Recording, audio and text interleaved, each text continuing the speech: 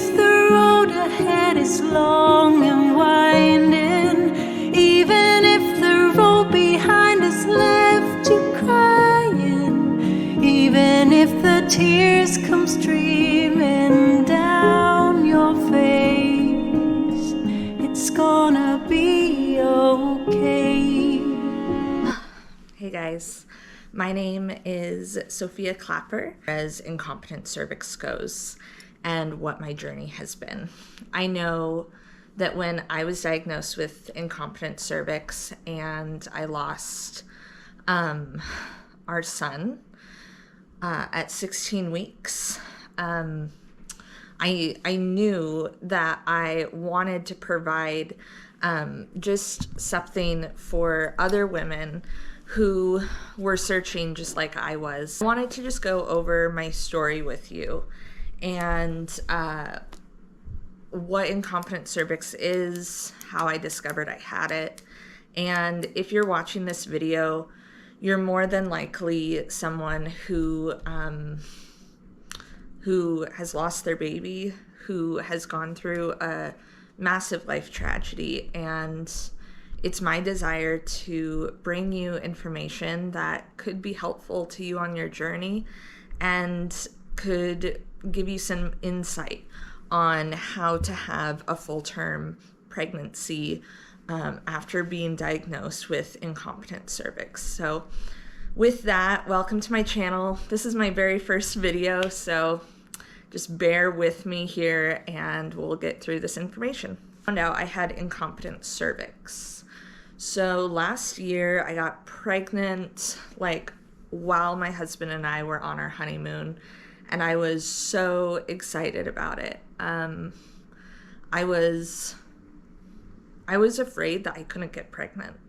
Another part of my story is that I've been married before. I was married for 3 years. My ex-husband left me, and that's a whole other video we can do. But I got remarried to literally the man of my dreams, and I just knew that I was ready to have a baby. I was 26 years old last year. I'm 27 now, and I'll be 28 in a couple of months. But I just knew it was time to have a baby right away. We both wanted a baby. This was both of our second marriages. Our first ones were flops, and we just knew that it was time to try. So we did, and by the grace of God, we got pregnant right away. Very healthy pregnancy, nothing like bad going on. I had no idea what was normal, what wasn't normal. I think most people feel like that in their first pregnancy, and I definitely did. And so everything was going good until we reached the 16-week mark. And basically what started happening, and I just want to put a trigger warning right here in this video before I go any further. If you're someone who is currently pregnant and like you're having spotting, I want to put a disclaimer and say like not all spotting means that you're about to lose your baby. I just want to put a disclaimer out there also that if you have lost a baby and listening to this is too much for you, go ahead and end this video now, because I totally understand, and I want you to know that my heart goes out to you and I get it. So with that, I'll move forward. My husband and I took a trip with my church at the time, took a big group of kids to Disneyland, and I came home that day, well, not home, but to our Airbnb, and I noticed I had some spotting. It was freaking me out. I tried to talk to other people. No one could really give me like a clear answer as far as friends go. They're like, oh, I mean, some people spot during their pregnancy. There was just no clear answer. So we were in California. We flew back home to Washington, and spotting had stopped for like a day or two. I was at work. I was sitting on on a and I had noticed that I started having these really bad back cramps. Bathroom, and I noticed that there was like a little tinge drip of discharged blood in the toilet. And I'm like, okay, this is not good. I should not be having cramps and I should not be having blood at 16 weeks. So I called my husband and we went in to, I had Kaiser at the time for my insurance. We went into the clinic to get checked out, and the nurse practitioner, found the baby's heartbeat and asked how far along I was. I said, I've had a little bit of spotting, I've had some cramping, and she told me it was round ligament pain and sent me off my way home. Little did I know, as we were leaving, after I had gotten that information from the doctor, as we were leaving, I lost my mucus plug. And for those of you who don't know what that is, that's like the thing in your cervix that prevents infections going into your uterus. It is supposed to stay there your whole pregnancy, and your cervix is supposed to stay closed your whole pregnancy. So, I had lost my mucus plug. We went to go pick up my mother-in-law from the bus station. She was just arriving into town. I did not know what was going on. I was having terrible cramps. I was in labor. My body was in labor at that point. And it was awful. And I remember saying to my husband, Andrew, like, oh my gosh, I'm just in so much pain. If labor is more painful than this, I don't know if I can handle it. Little did I know, my cervix was dilating really, really fast. I go home. People don't understand what's going on. I laid down for a while. I had gotten word from the doctor that I was okay. And I won't even get started on that point because that makes me so frustrated to think about that she didn't check my cervix. I went to the bathroom and I felt like I really had to poop. The baby going through my birth canal. So I was on the toilet and I felt the baby's sac. It hadn't come out yet, but it was in my birth canal. I was so clueless to what was going on, but I knew that this wasn't good. And I said to my husband, we have to go to the hospital.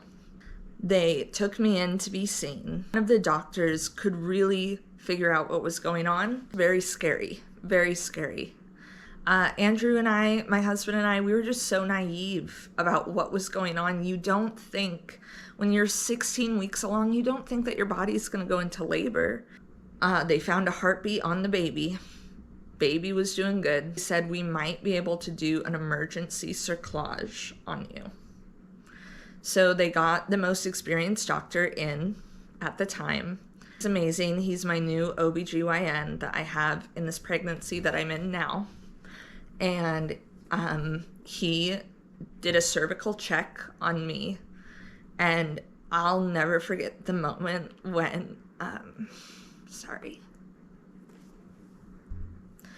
when he looked at my husband and I, and he just said, I'm so sorry. I am so sorry. You're gonna have to give birth tonight. And the baby won't make it because we were only 16 weeks along. And that's how weak my cervix was. So weak. So I'll never forget getting wheeled into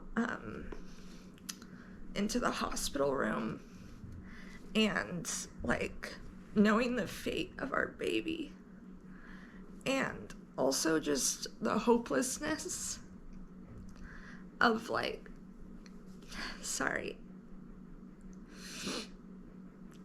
I be able to have children? I'll never forget that story. That night, they put me in the hospital room, and my husband and I just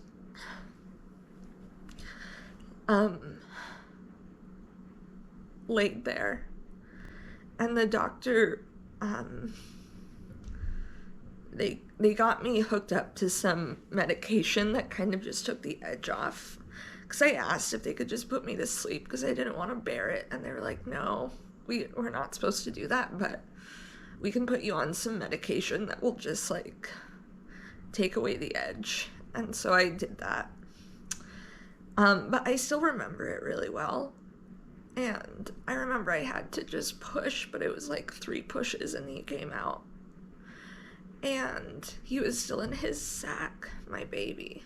I didn't know if he was a boy or a girl yet. Sorry. Forget, like,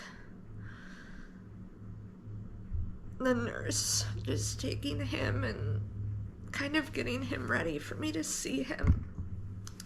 And,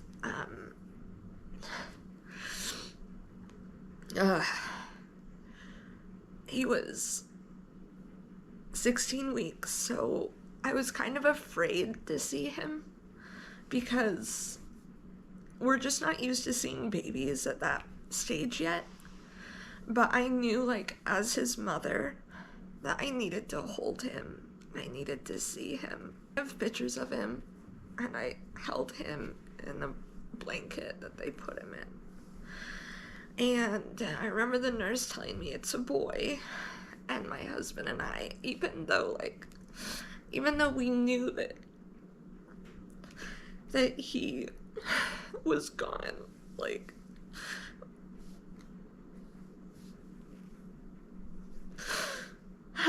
we were still excited to find out that he was a boy.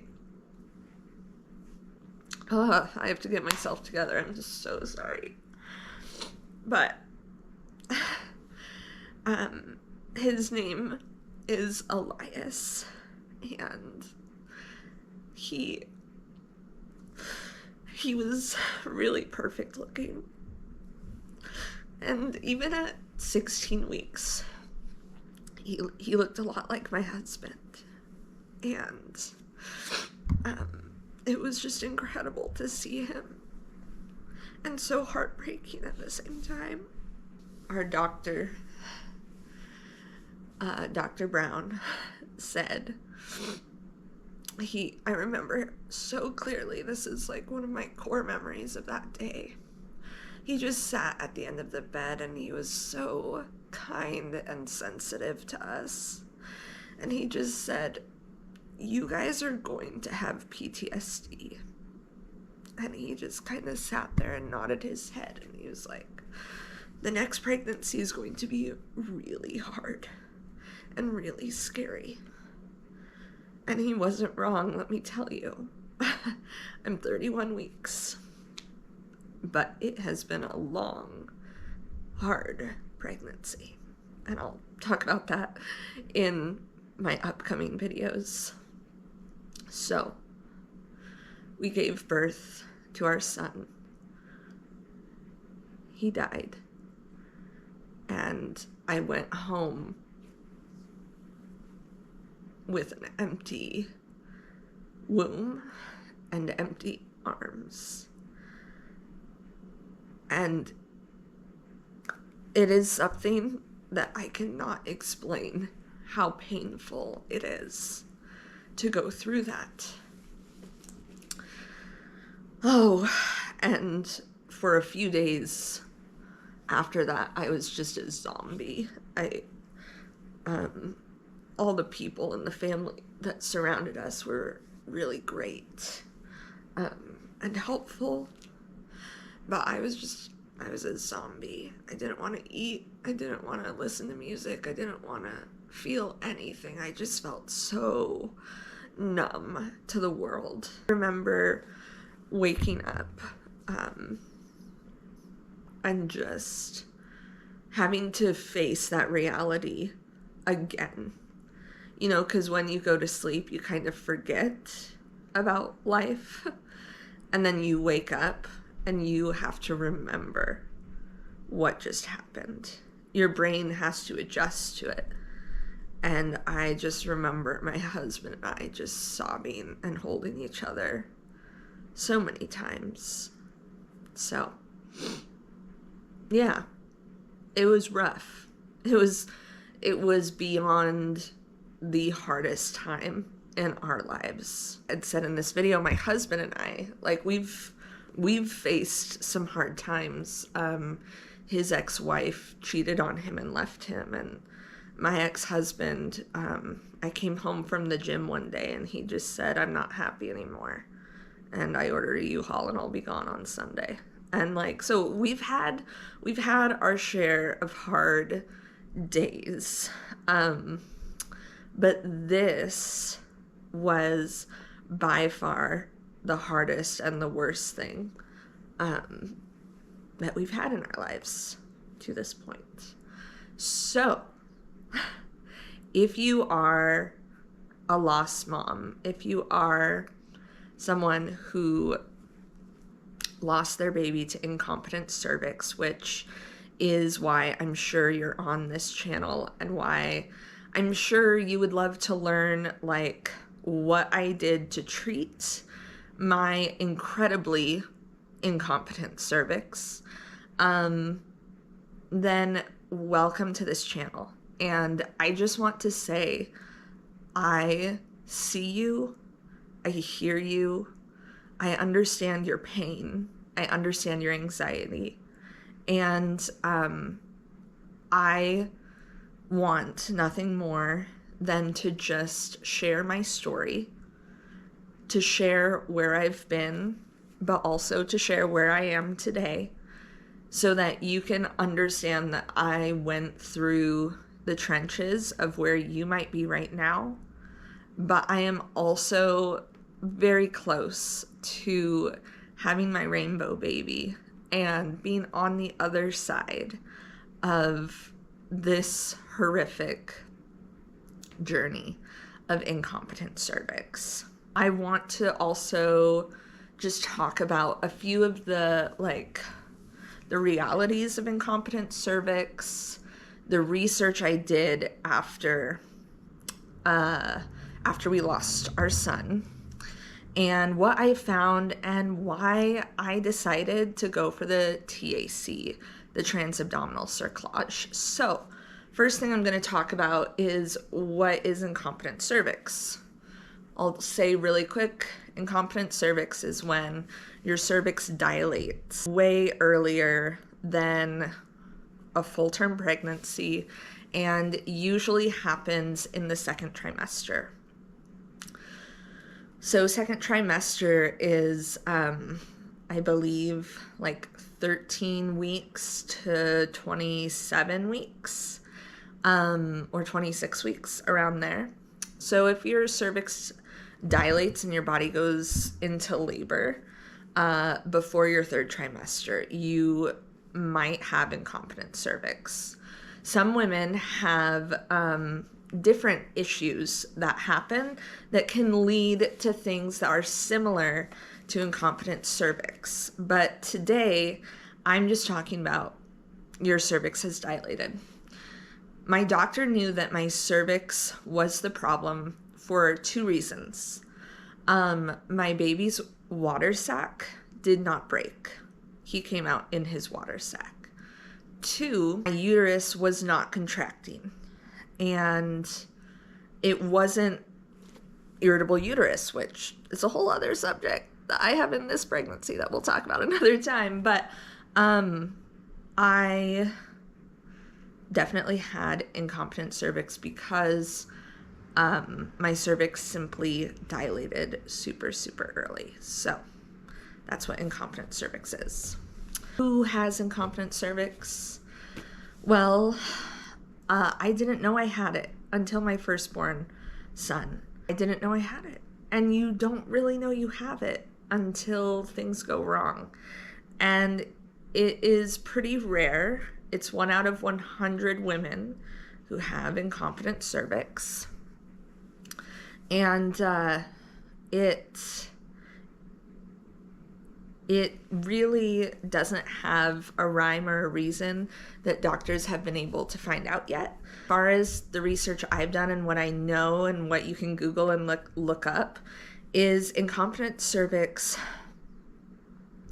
is an embryological development issue.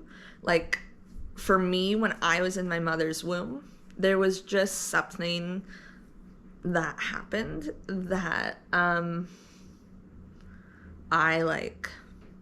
that part of my body did not develop correctly. And there's really not a whole lot known about the cause, and there's not a whole lot known about, like, how do you find out you have it before you lose your baby. So with that, sorry, there's a motorcycle outside and it distracts me.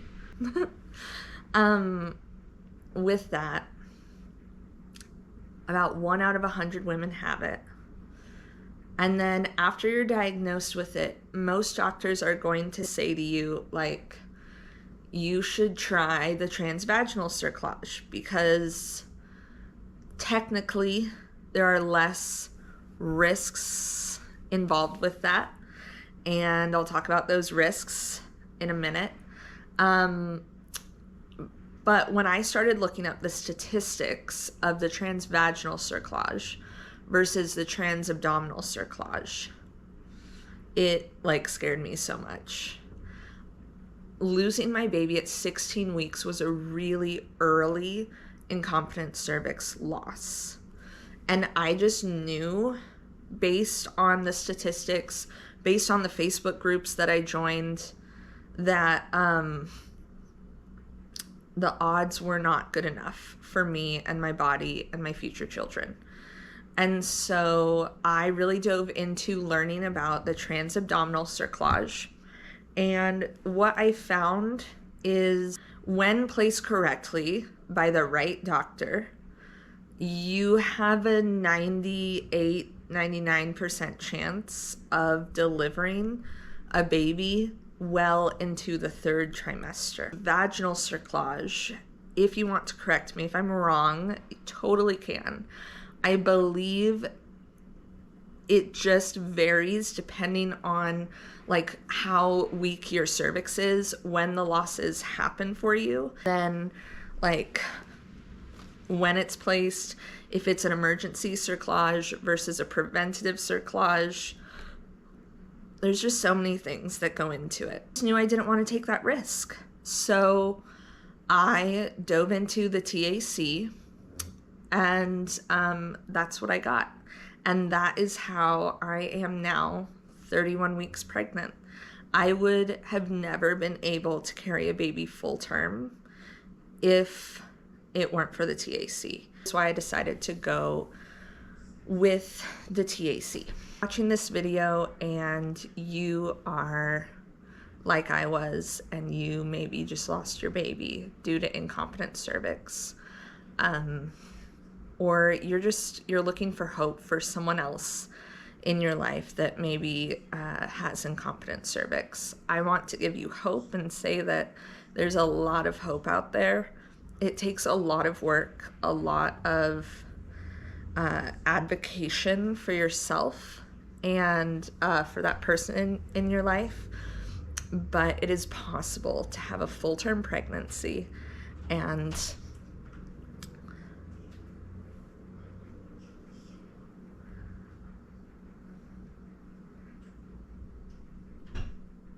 I get really camera shy, even in front of my husband, even though he knows I'm doing this. I'm like, don't watch me film. Anyways, there's a lot of hope for us who have incompetent cervix. So if this is a subject you're interested in, I'm going to be posting a lot of videos on my pregnancy with the transabdominal cerclage, what that has been like for me, the doctor that I saw to get the surgery done. Yes, it's a surgery.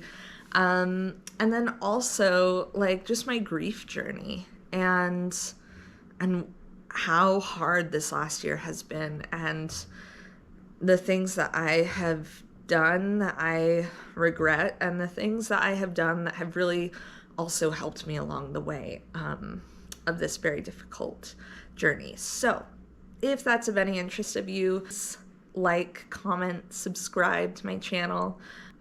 Goal is once again to just spread awareness and to educate women on incompetent cervix and how they can move forward with their diagnosis and have successful full-term pregnancies. That is my hope and my prayer for all the women who stumble upon this page, is to just be a resource for you and be a light and an encouragement. So with that, thanks for watching, and I'll see you again.